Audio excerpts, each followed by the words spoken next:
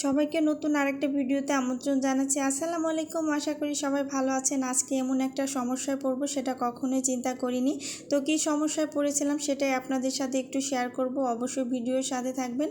একটি ফ্রাই প্যানের মধ্যে এখানে আমি 2 মগ পানি দিয়ে দিলাম। পানিটা খুব ভালো করে ফুটে আসলে এর মধ্যে আমি ম্যাগি নুডলস দিয়ে দিচ্ছি।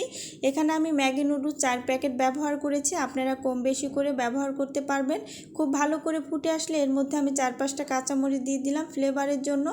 এবারে আমি ম্যাগি মশলা দিয়ে দিচ্ছি। এখানে আমি 4 প্যাকেটের সাথে 4 প্যাকেট ম্যাগি মশলা ব্যবহার করেছি। একটু ভালো করে নেড়ে চেড়ে মিশিয়ে দিয়ে এর মধ্যে এখন আমি টমেটো কেচাপ দিয়ে দিচ্ছি 1 চা চামচের মতো। টমেটো কেচাপ দেওয়ার পর একটু ভালো করে নেড়ে চেড়ে মিশিয়ে দিব। এবারে চিলি সস দিয়ে দিচ্ছি 1 চা চামচের মতো। আপনারা ঝালটা কম বেশি করে দিতে পারেন। যারা ঝাল পছন্দ করেন তারা চিলি সসটা স্কিপ করতে পারেন। সবগুলো উপকরণ একটু ভালো করে মিশিয়ে দিচ্ছি। এরই মধ্যে যে সমস্যাটার কথা আমি বলেছিলাম সেটা হচ্ছে চুলার গ্যাস শেষ হয়ে গেছে। যখনই আমি নুডলসের মধ্যে এই ডিমগুলো দেব ঠিক তখনই চুলার গ্যাস শেষ হয়ে গেছে। নুডলসের মধ্যে যখনই আমি ডিমটা দিব তখনই চুলার হিটটা অবশ্যই হাই হিটে রাখতে হবে। তা না হলে ডিমটা যখন জমাট বাঁধবে না, নুডলসটা কিন্তু খেতেও ভালো লাগবে না, দেখতেও ভালো লাগবে না। এরই মধ্যে কি আর করা, মাটির চুলাতে চলে আসলাম। যথারীতি আমি চুলাটা ধরিয়ে নিলাম। আর এর মধ্যে আরেকটা সমস্যা হচ্ছে চুলার থেকে ফ্রাই প্যানটা অনেকটাই ছোট ছিল। আমি ফ্রাই প্যানের হাতল ধরে এই রান্নাটা করেছিলাম।